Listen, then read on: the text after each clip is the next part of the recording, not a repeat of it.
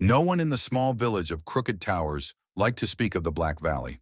For generations, tales of horror that took place in this abandoned spot were passed down.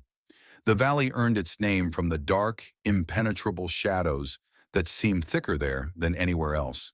The old trees that rose skyward formed a canopy so dense that sunlight could not pierce through. Even during the day, darkness reigned, and at night, as the elders said, whispers and ghostly lights lured wanderers into oblivion. Kateryna, a young historian, became intrigued by these mysterious legends when she discovered that her great-grandmother had disappeared in the valley. Together with three friends, Andrei, Natalia, and Ilya, she decided to unravel the mystery of the place.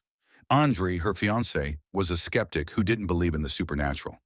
Natalia, their friend, worked as a journalist, always chasing a sensational story, and Ilya, a reserved archaeologist, believed in ancient rituals.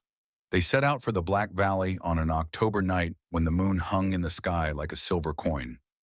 The wind carried with it a chill and the scent of decaying leaves. The friends felt confident, equipped with maps, flashlights, and even small charms given to Kateryna by her grandmother.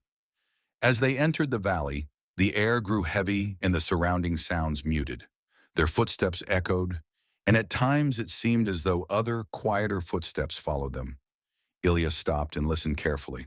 Suddenly the wind died down, and they heard whispers, as if hundreds of voices were chanting a curse. Natalia decided to film what was happening, but her camera began to flicker, showing strange shadows that were not there in reality.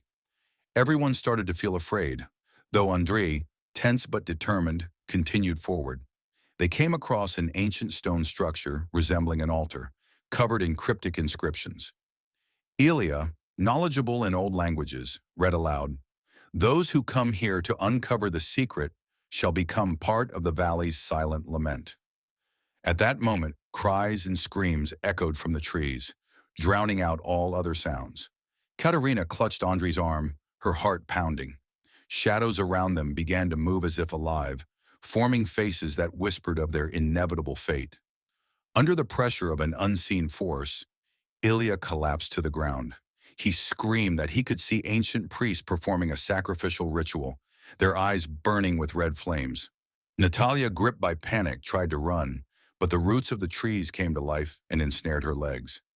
Andrei tried to pull his friends free, but suddenly noticed that Kateryna stood motionless, her eyes blank as if enchanted. A ghostly figure in a long black cloak appeared before them, holding an ancient sword that gleamed with a silvery light. It whispered, "Your hearts already belong to the valley." With one last surge of hope, Andrei lunged toward Kateryna, only to feel his body stiffen as an icy chill enveloped him. Only Natalia, who managed to break free from the roots, escaped the valley, leaving her friends behind. The shadows slowly faded, and the forest became silent once more, as if nothing had ever happened. Weeks later, Natalia was found in her apartment, sitting in a corner, muttering ancient words and staring into nothingness. The valley became a legend passed on to future generations. Those who approached its edge would always feel a slight chill and hear a faint whisper. They are still here.